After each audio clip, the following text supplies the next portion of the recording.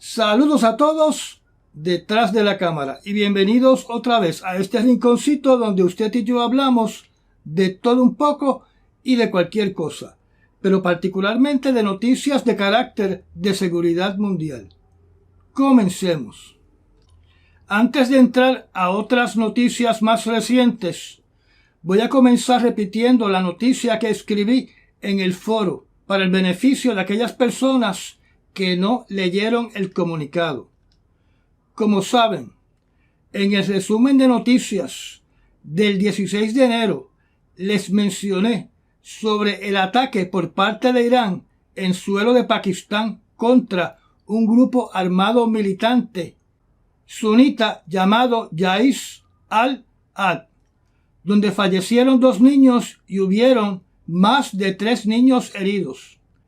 Este ataque por Irán en suelo de Pakistán fue condenado por el gobierno de Pakistán, que lo calificó como un atentado sobre la soberanía de su país y una violación no provocada de su espacio aéreo, que podría tener graves consecuencias y que Pakistán se reservaba el derecho a contestar esta agresión ilegal. Donde después de este incidente, Pakistán le ordenó al embajador de Irán que abandonara el país y suspendió todas las visitas de altos funcionarios de Irán al país de Pakistán, donde también les recordó que Pakistán es un país nuclear. En el día del jueves nos levantamos con una noticia que se puede clasificar como ojo por ojo, diente por diente, ya que Pakistán llevó un bombardeo dentro del territorio de Irán en 7 localizaciones fronterizas, contra lo que ellos clasificaron como ataques contra lugares poblados por grupos terroristas del Ejército de Liberación de Baluchi y Frente de Liberación Baluchi, donde hasta ahora Pakistán reclama que varios terroristas murieron durante estos bombardeos, que sacudieron los escondites de esos insurgentes en la provincia de Irán llamada Sistán y Baluchistán. Por otro lado, Irán reportó que como producto de estos ataques murieron 3 mujeres y 4 niños. Y voy a citar las declaraciones de Pakistán después de estos ataques. Y cito: Irán es un país hermano y el pueblo de Pakistán siente un gran respeto y afecto por el pueblo de Irán. Siempre hemos enfatizado el diálogo y la cooperación para enfrentar desafíos comunes, incluidos la amenaza del terrorismo, y continuamos esforzándonos para encontrar soluciones conjuntas.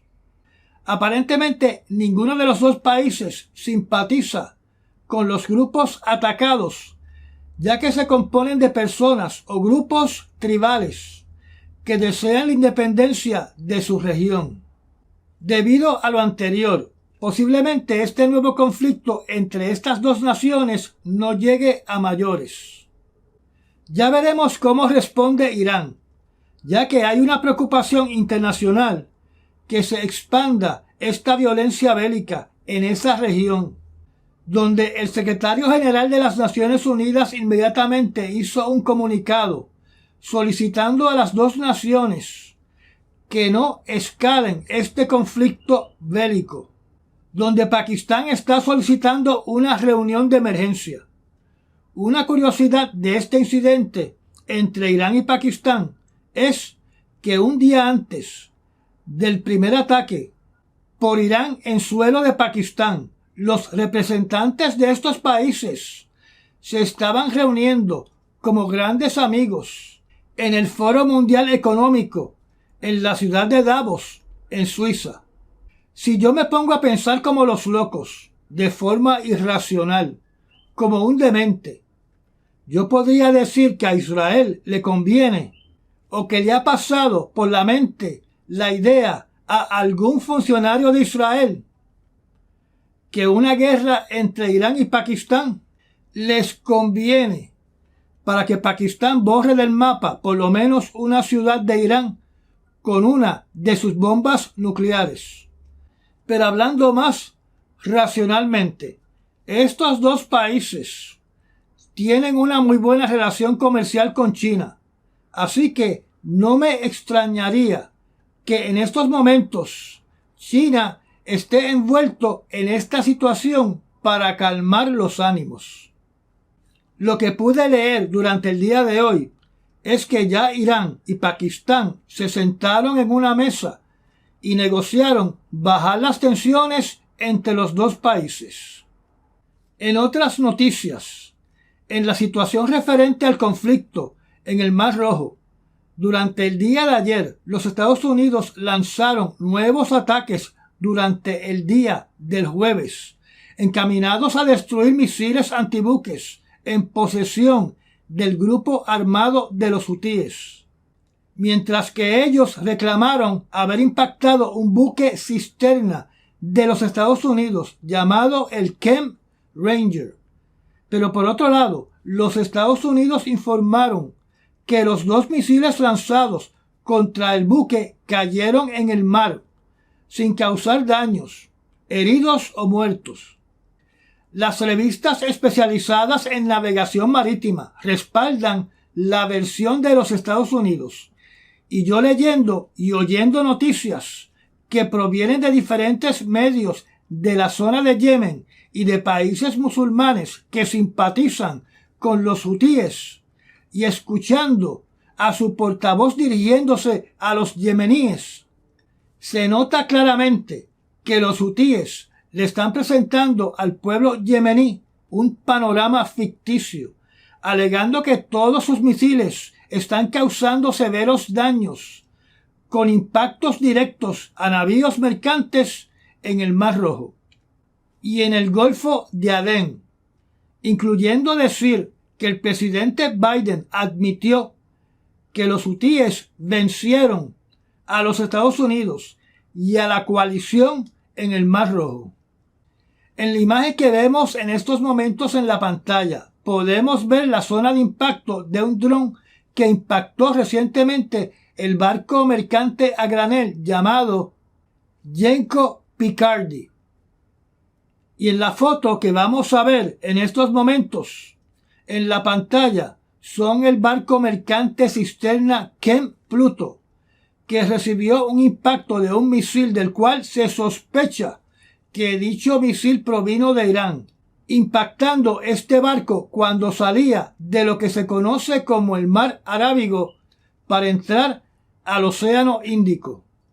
Recordemos que pese a que un puñado de barcos mercantes han sido impactados por armamento lanzado por los hutíes, hasta ahora no hay un reporte que diga que los daños han sido de tal magnitud que un barco mercante haya sido incapacitado, hundido, con daños irreparables, o que su tripulación haya sido herida o hayan fatalidades.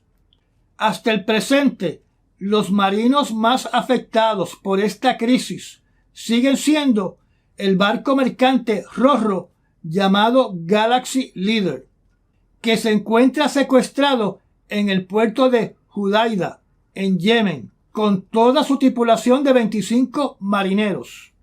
17 de ellos son filipinos y los otros eran de Bulgaria, incluyendo al capitán del navío. Uno era del país de México, que trabajaba en el cuarto de máquinas. También había marinos de Ucrania y de Rumanía. Desde el 5 de diciembre no se sabe nada de estos marinos. En cuanto a los barcos rusos y chinos que transitan por el Golfo de Adén y por el Mar Rojo, se reportó durante el día de hoy que los hutíes han prometido un tránsito seguro para estos navíos. Así que supongo que de alguna manera Rusia y China le están notificando a los hutíes el nombre y la posición de sus barcos para asegurarse que no son atacados por los hutíes.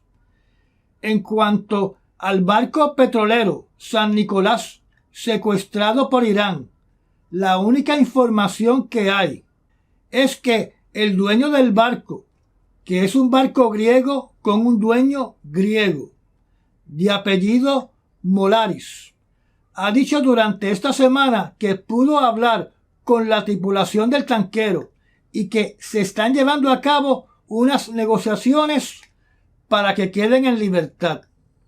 Recordemos que Irán secuestró este barco creyendo que era de los Estados Unidos como represalia, para después encontrar que era griego, transportando petróleo iraquí hacia Turquía.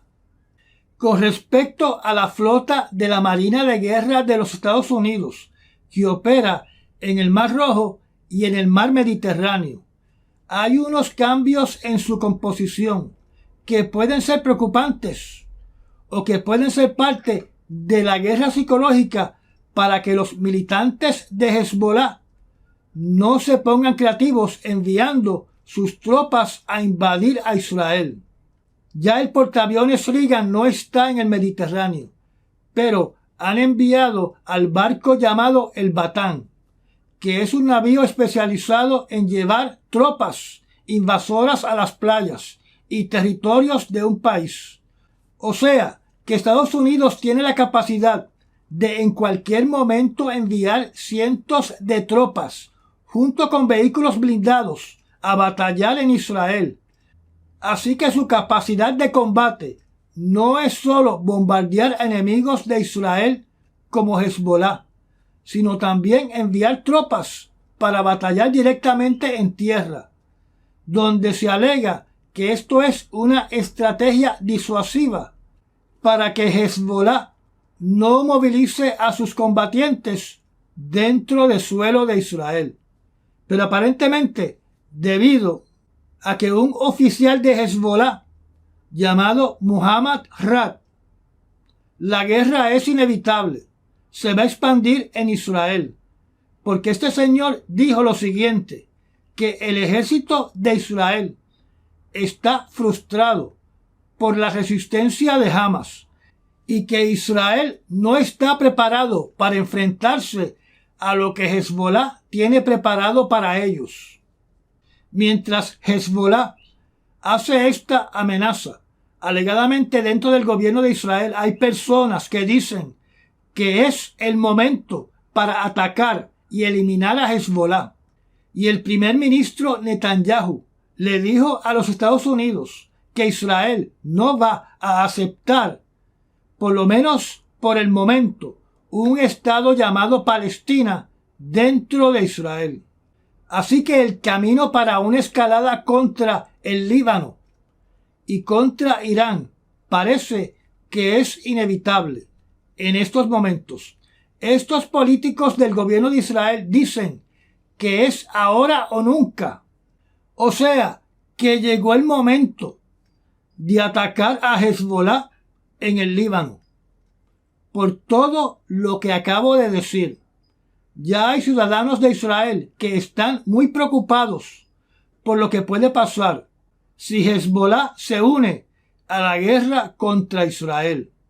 En otras noticias que creo que son bien preocupantes y que son un ejemplo de los motivos por el cual países como Alemania están renuentes de enviar misiles Taurus para el ejército de Ucrania, por miedo a que se utilicen para atacar blancos dentro de Rusia, donde se reporta que Ucrania lanzó un ataque de drones contra Moscú y contra San Petersburgo.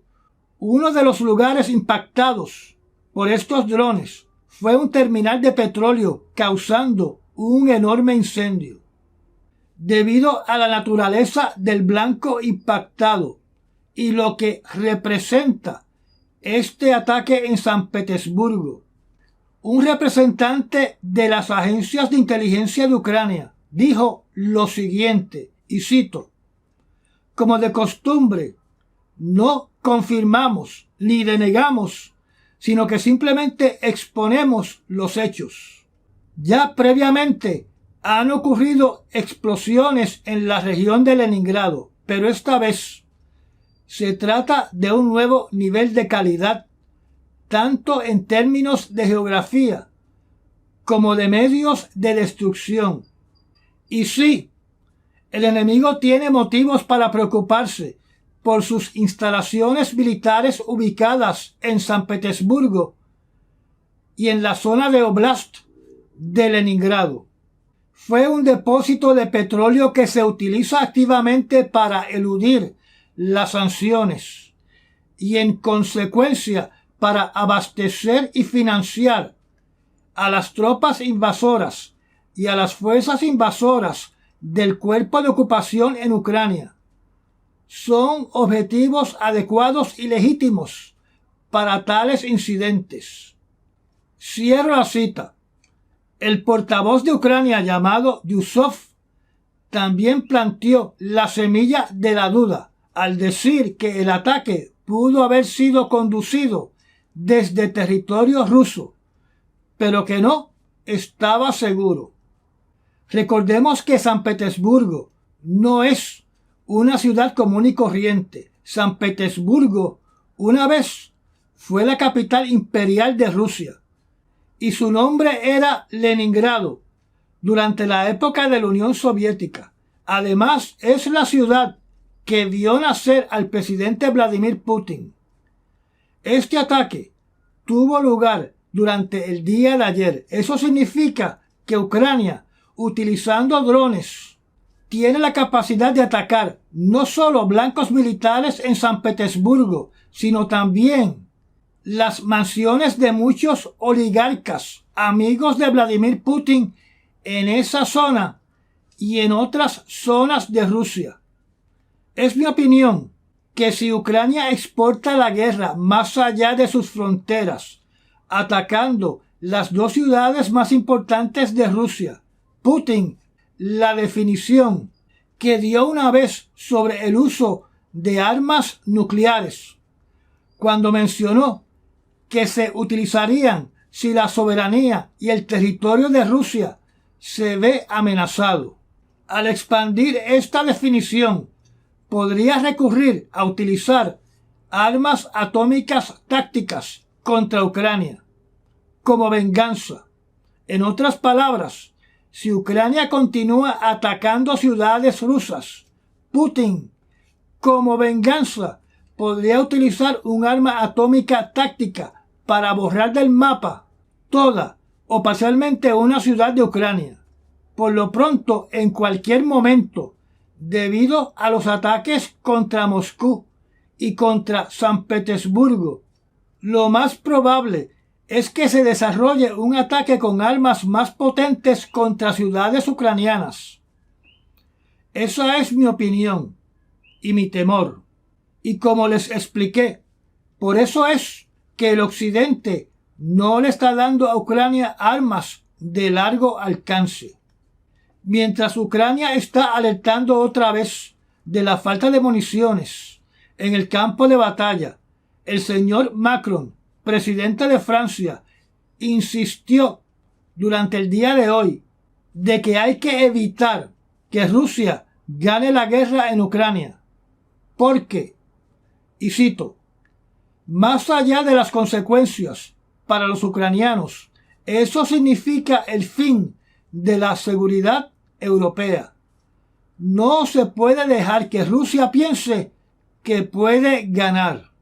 En estos momentos se están realizando o están por comenzar dos ejercicios militares importantes, de los cuales el más que nos tiene que preocupar es el envío de buques de guerra a aguas internacionales en medio de esta escalada de tensiones en el Medio Oriente por parte del gobierno de Irán, que como saben, durante esta semana hicieron 3 ataques, uno en Siria, uno en Irak y el otro en Pakistán.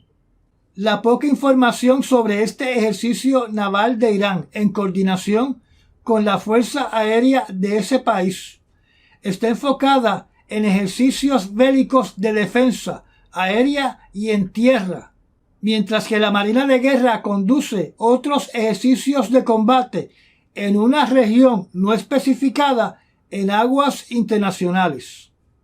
Además, la OTAN va a llevar a cabo los ejercicios militares más grandes que se han efectuado en décadas, donde van a participar alrededor de 90.000 participantes, desde soldados hasta personal no uniformado vinculado con la OTAN.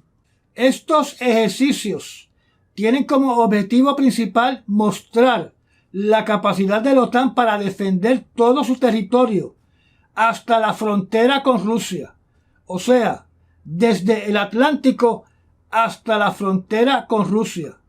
Los ejercicios bélicos van a tener varios escenarios de combates para probar las capacidades y participación en operaciones coordinadas en grupo para que sean más eficientes en una situación de crisis o de guerra.